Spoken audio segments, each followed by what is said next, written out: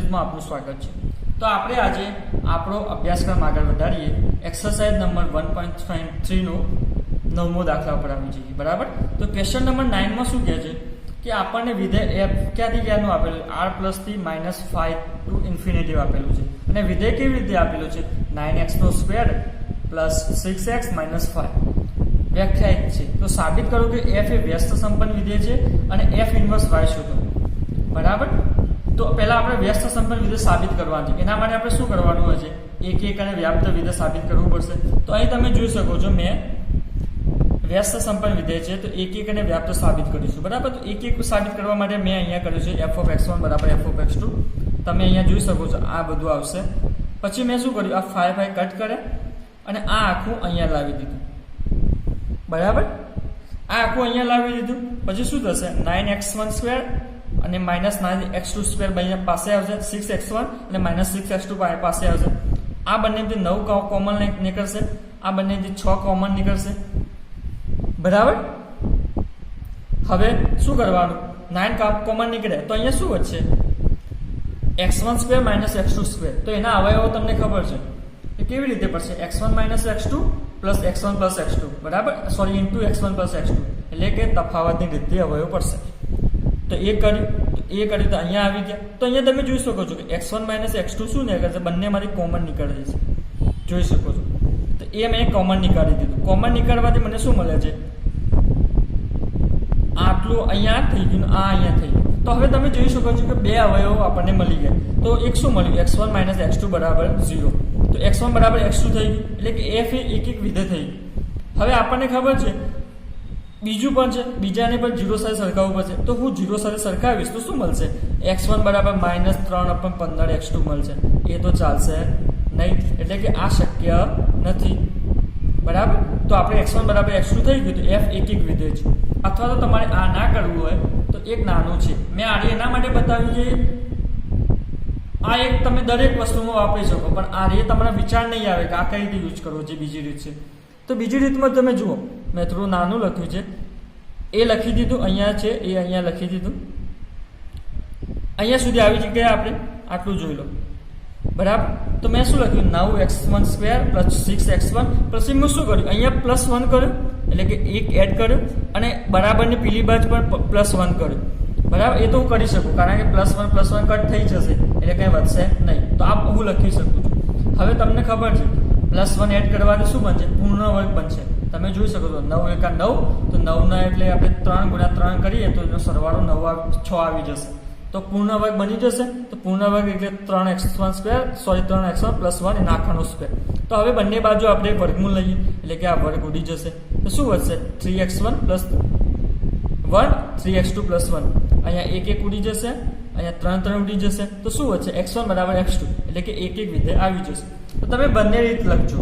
બરાબર, આ રીત તમને યાદ આવે અથવા તો કોઈક રકમ એ ચેન્જ કરી નાખે તો બી તમે કન્ફ્યુઝન થઈ જાવ, આ રીત બધામાં યુઝ ના કરી શકો, એટલે તમે આ રીત પણ લખજો અને આ પણ લખજો। બરાબર, કામ આવશે। હવે વ્યાપ્ત વિધેય સાબિત કરવું પડશે। વ્યાપ્ત વિધેય માટે તો આપણને ખબર છે, વિધેય લખી દેવાનું, એને y બતાવી દેવાનું, પરંતુ અહીંયા તમે જુઓ મેં શું કર્યું છે, +1 એડ કર્યો છે અહીંયા અને -1 કર્યો છે, એટલે કે +1 અહીંયા એડ કર્યો, અહીંયા તમે જોઈ શકો છો। તો અહીંયા આપણે આગળ જે બન્યું એ જ બનશે, પૂર્ણ વર્ગ બનશે, એટલે 3x + 1 આખાનો સ્ક્વેર -6। બરાબર, હવે 3x + 1 ને આપણે કરતા બનાવ્યું, x ને કરતા બનાવ્યું તો આપણને આ મળશે। તો આપણને ખબર છે વ્યાપ્ત વિધેય માટે શું લખવાનું છે, અહીં પ્રત્યેક y બિલોંગ્સ ટુ -5 થી ઇન્ફિનિટી માટે શું થશે, આપણને એવો x મળશે। x શું છે અહીંયા √y + 6 - 1/6 3, જેથી શું થશે f of બરાબર y થાય। આ તો તમારે લખવાનું છે। તો અહીંયા જોઈ શકો છો f શું છે, વ્યાપ્ત વિધેય છે। તો આપણને ખબર પડી ગઈ કે આગળ આપણે શું કર્યું, એક એક અને વ્યાપ્ત બંને સાબિત કર્યું, એટલે કે f એ વ્યસ્ત સંપન્ન વિધેય છે। હવે f એ એક અને વ્યાપ્ત વિધેય હોવાથી એનું પ્રતિવિધેય મળશે, એટલે કે વ્યસ્ત સંપન્ન વિધેય છે, વ્યસ્ત સંપન્ન વિધેયનું પ્રતિવિધેય મળશે। તો પ્રતિવિધેય માટે આપણને ખબર શું લેવાનું, જે આપણે વ્યાપ્ત વિધેયમાં શોધ્યું એ જ લખી દેવાનું। પરંતુ એફ ઇન્વર્સ વાય બરાબર √y + 6 - 1/3. તમે આને એક્સના ફોર્મમાં પણ લખી શકો છો. કેવી રીતે? એફ ઇન્વર્સ એક્સ બરાબર √x + 6 - 1/3. અહીંયા તમે એક્સ લો વાય લો એને કંઈ ફરક પડતો નથી, ખાલી ચલ છે એ બદલાય છે. બરાબર. તો હવે આપણે આવી જઈએ આપણા આગળના દાખલા ઉપર, 10મા ઉપર. તો 10મું શું કહે છે? આ એક જાતનું થિયરમ કહી લો, રિઝલ્ટ કહી લો, એ પ્રમાણે આપણે યાદ રાખવું પડશે. 1 માર્કરમાં પૂછાઈ શકે છે ઓપ્શનમાં. શું કહે છે? x થી y નું વ્યસ્ત સંપન્ન વિધેય આપેલું છે. તો f નું પ્રતિવિધેય જે મળશે એનું અનન્ય મળશે. આપણને ખબર છે જો કોઈ વિધેય વ્યસ્ત સંપન્ન હોય, વ્યસ્ત સંપન્ન વિધેય તો એનું પ્રતિવિધેય મળશે. પરંતુ અહીંયા શું કહે છે કે જે પ્રતિવિધેય f નું મળશે એ અનન્ય મળશે, એટલે કે એક અને માત્ર એક જ મળશે, 2 કે 3 કે એવું નહીં મળે. તો આપણે રિઝલ્ટના તौर ઉપર યાદ રાખવાનું કે અહીંયા જો મેં લખ્યું છે f નું પ્રતિવિધેય અસ્તિત્વ હોય અથવા તો કોઈ વિધેય હોય એનું પ્રતિવિધેય અસ્તિત્વ ધરાવે તો હંમેશા એક જ હોય છે, એટલે કે અનન્ય હોય છે, 2 મળતા નથી. તો આવો ઓપ્શન આવી શકે છે કે જો f એ વ્યસ્ત સંપન્ન વિધેય છે અથવા તો f નું પ્રતિવિધેય અસ્તિત્વ ધરાવે છે તો એ પ્રતિવિધેય કેટલા મળશે? ઓપ્શનમાં હોય 1 2 3 4 5 જે પણ હોય તો તમારે શું લખવાનું? 1. બરાબર. તો હવે અહીંયા આવી જઈએ વ્યસ્ત સંપન્ન વિધેય આપેલું છે. તો વ્યસ્ત સંપન્ન વિધેય ઉપરથી આપણે શું કહી શકીએ? આપણને આગળ ખબર જ હતી, રિઝલ્ટ નંબર 1 મેં લખેલું શું હતું? એક અને વ્યાપ્ત વિધેય થઈ જ જાય, કારણ કે વ્યસ્ત સંપન્ન હોય તો એક હોય અને વ્યાપ્ત હોય એક અને વ્યાપ્ત હોય તો વ્યસ્ત સંપન્ન વિધેય હોય. તો આપણે એવું જ અહીંયા લખીએ છીએ. બરાબર. એક અને વ્યાપ્ત વિધેય થઈ જશે. હવે અહીંયા આપણે સાબિત શું કરવાનું છે? f નું પ્રતિવિધેય અનન્ય છે, એટલે કે એક અને માત્ર એક જ છે. પરંતુ આપણે ધારી લઈએ છીએ. શું ધારી લઈએ છીએ? કે f ના પ્રતિવિધેયો શું છે? 2 છે. અને આપણે લાસ્ટમાં સાબિત કરી લેશું કે આ બંને જે પ્રતિવિધેયો છે એ 2 એક જ છે. એનો મતલબ શું થઈ ગયો? પ્રતિવિધેય એક જ છે. એટલે કે અહીંયા તમે જુઓ 2 પ્રતિવિધેયો મેં ધાર્યા, જીવન અને જીતું, અને નીચે સાબિત શું કર્યું? જીવન બરાબર જીતું. એટલે કે જે 2 પ્રતિવિધેયો છે 2 એક જ છે, સેમ જ છે, એટલે કે એક જ પ્રતિવિધેય મળે છે એવું કહી શકીએ. બરાબર. તો f ના 2 પ્રતિવિધેયો જીવન અને જીતું છે, અસ્તિત્વ ધરાવે છે. બરાબર. હવે y બિલોંગ્સ ટુ y માટે તમને ખબર છે જીવન પ્રતિવિધેય છે, તો જીવન પ્રતિવિધેય માટે હોય તો આપણને ખબર છે વ્યાખ્યા પ્રમાણે શું લખતા હતા? f ઓફ જીવન બરાબર i અને g ઓફ f1 બરાબર i અથવા તો y લખતા હતા. બરાબર. તો અહીંયા આપણે ફોગ જ વાપરીશું. શું લખીશું? fog1 y બરાબર શું થઈ જશે? y થઈ જશે. એને આપણે iy લખી શકીશું. બરાબર. એવી રીતે f ઓફ g2 y બરાબર શું થઈ જશે? y થઈ જશે. કારણ કે શું આપેલું છે? જીવન અને g2 પ્રતિવિધેયો આપેલા છે, એટલે આપણે આવું લખી શકીએ. હવે તમે જોઈ શકો છો કે આ 2 વિધેયો બરાબર છે, એક આના બરાબર પણ y છે, આના બરાબર y છે. તો એ બંનેને હું એક સાથે લખી શકું. હા, તો લખી દીધા મેં fog1y અને fog2y. હવે મેં અહીંયા g1y ને અંદર લીધો, અહીંયા g2y ને અંદર. તો હવે તમને ખબર છે કે અહીંયા શું આપેલું? વ્યસ્ત સંપન્ન વિધેય આપેલું છે. તો એક વિધેય છે ને વ્યાપ્ત છે. અહીં આપણે એક વિધેયનો ઉપયોગ કરીએ. શું છે? f એ એક વિધેય છે. એક વિધેયમાં તમને ખબર છે શું હોય છે? f ઓફ x1 બરાબર f ઓફ x2 હોય તો શું થઈ જાય? અંદર વાળું બહાર આવી જાય, એટલે કે x1 બરાબર x2 થઈ જાય. તો અહીંયા f વિધેય એક છે, તો અંદર વાળું બહાર આવી જશે, એટલે કે g1y બરાબર g2y થઈ જશે. તો અહીંયાથી આપણે સ્પષ્ટ જોઈ શકીએ છીએ કે g1 બરાબર g2 થાય છે, એટલે કે બંને વિધેયો છે એ એક જ છે. તો આપણે કહી શકીએ કે પ્રતિવિધેય અનન્ય હોય છે. બરાબર. આવી રીતે આપણે સાબિત કરવાનું, અને આ રિઝલ્ટના તौर પર તમે યાદ રાખજો. બરાબર. હવે 11મા દાખલા ઉપર આવી જઈએ. તો 11મો દાખલો શું કહે છે? 1 2 3 થી abc આપેલું છે અને f(1) f(2) f(3) આપણને વ્યાખ્યાયિત છે. f ઇન્વર્સ શોધો અને સાબિત કરો કે f ઇન્વર્સ નું ઇન્વર્સ શોધવાનું છે. શું થાય? f થાય. તો અહીંયા આપણે જોઈ શકો છો કે જે પ્રમાણે અંદર કીધું છે એ પ્રમાણે મેં અહીંયા ડ્રો કર્યું છે. બરાબર. કે 1 a ઉપર જાય છે, 2 b ઉપર જાય છે, 3 c ઉપર જાય છે. અહીંયા જે લખ્યું છે એ. તો અહીંયાથી તમે જોઈ શકો શું છે? f એક અને વ્યાપ્ત વિધેય છે, કારણ કે ક્યાંય પણ ગ્રેટર ધેન નથી બનતો અને એક પણ એલિમેન્ટ આપણે અહીંયા બાકી રહેતો નથી. તો અહીંયા આપણે જોઈ શકીએ છીએ કે એક અને વ્યાપ્ત વિધેય છે. તે એક અને વ્યાપ્ત હોય તો શું હોય?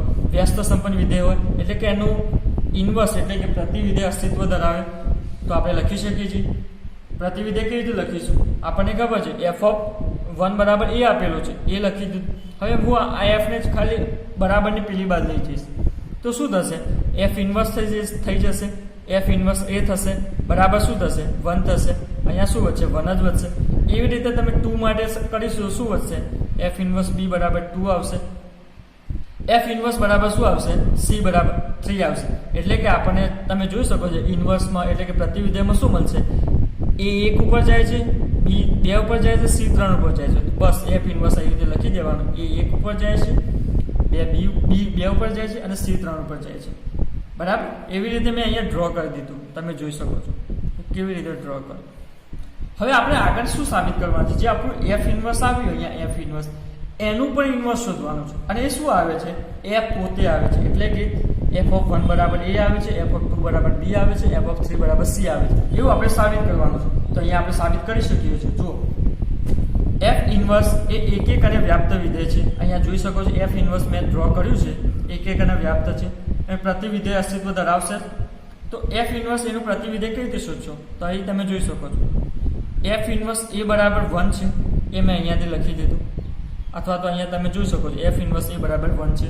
હવે આગળના દાખલામાં મેં શું કર્યું હતું એફને આ બાજુ લઈ ગયો હતો. એવી રીતે અહીંયા પણ એફને આ બાજુ લઈ જઈશ તો શું થશે ઇન્વર્સનું ઇન્વર્સ થશે. બરાબર. કારણ કે આપણે બરાબરને પેલી બાજુ લઈ જઈએ તો ફરીવાનું ઇન્વર્સ લાગે અને કોની સાથે લાગશે એક સાથે લાગશે અને બરાબરની આ બાજુ શું વધશે એ વધશે. બરાબર. હવે અહીંયા તમે જુઓ એફ ઇન્વર્સ બી બરાબર 2 છે તો બરાબરની આ બાજુ લઈ જશું તો એફ ઇન્વર્સનું ઇન્વર્સ 2 શું થશે બી. એવી રીતે તમને લાસ્ટમાં સી મળશે. તો તમે જોઈ શકો છો કે ઇન્વર્સનું ઇન્વર્સ માટે એટલે કે એફ ઇન્વર્સનું પ્રતિવિધેયનું પ્રતિવિધેય શું આવે છે જોઈ શકો છો તમે કે 1 a ઉપર જાય છે તો 1 a ઉપર જાય છે, 2 b ઉપર જાય છે, 3 c ઉપર જાય છે. એવું મેં લખી દીધું છે. બરાબર. તો તમે જોઈ શકો છો કે 1 a ઉપર જાય છે એવું અહીંયા આપણને છે. જુઓ 1 a ઉપર જાય છે, 2 b ઉપર જાય છે, 3 c ઉપર જાય છે. એ કઈ વિધેય છે એફ વિધેય છે. તો હું આને એફ લખી શકું બરાબર એફ હા લખી શકું. તો આપણે સાબિત કરી લીધું કે એફ ઇન્વર્સનો ઇન્વર્સ બરાબર એફ. બરાબર.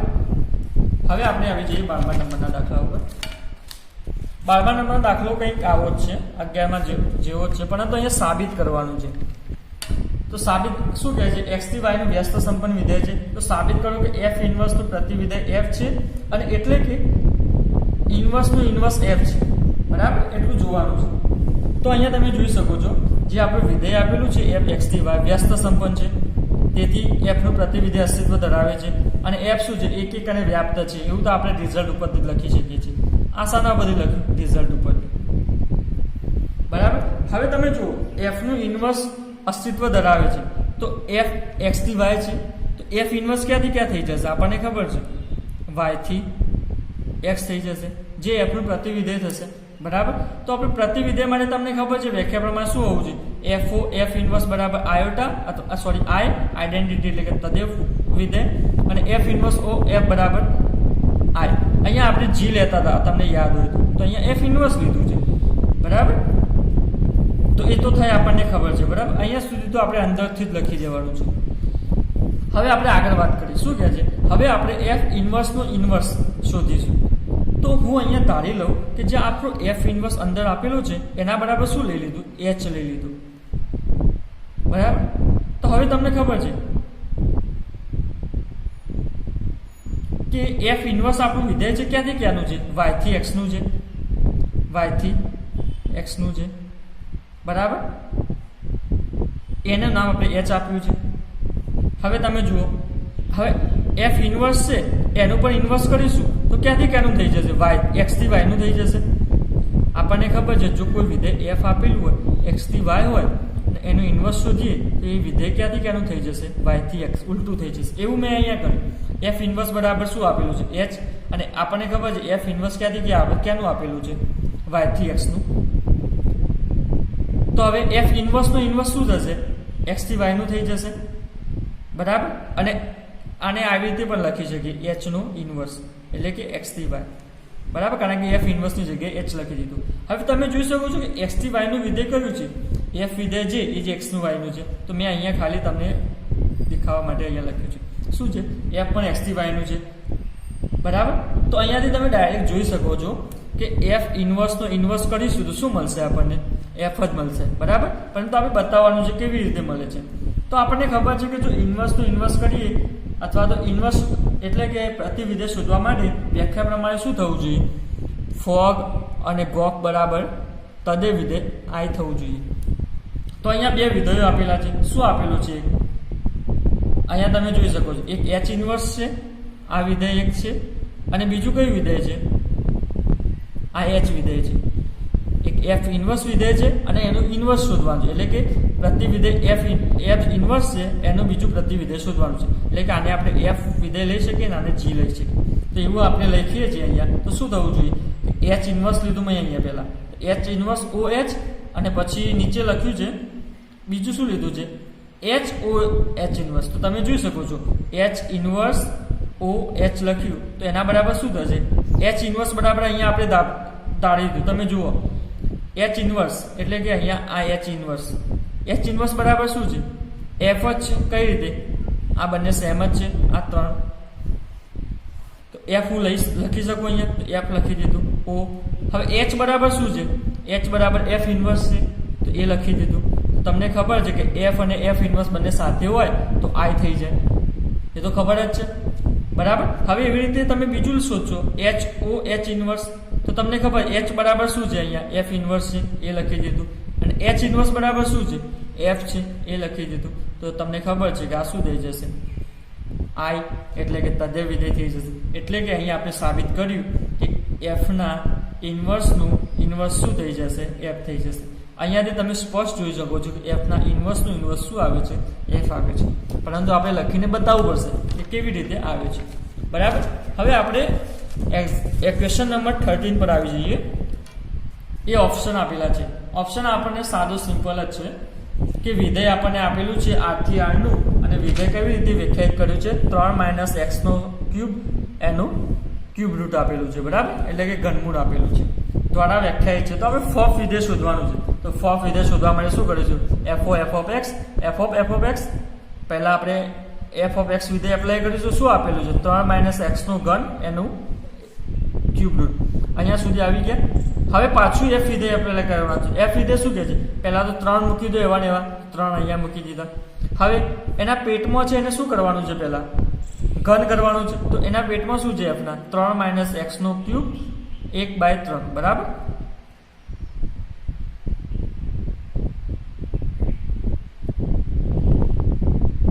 અહીંયા કરી દીધું. પહેલા સોરી, અહીંયા ઊંધું છે. અહીંયા ઘન કરવાનું છે ને ઉપર 1 2 3 કરવાના, બરાબર. એ તો આપી દીધું છે. અને આખાનું શું કરવાનું છે? 1/3 કરવાનું છે, એટલે કે ઘનમૂળ લખવાનું છે આખાનું, બરાબર. તો અહીંયા તમે સાદું રૂપ આપશો તો આ 3 ઉડી જશે. એટલે શું વધશે અંદર? 3 - 3 x નો ક્યુબ, એટલે કે આ અંદર માઇનસ જશે તો આ માઇનસ થઈ જશે, આ 3 અંદર કટ થઈ જશે.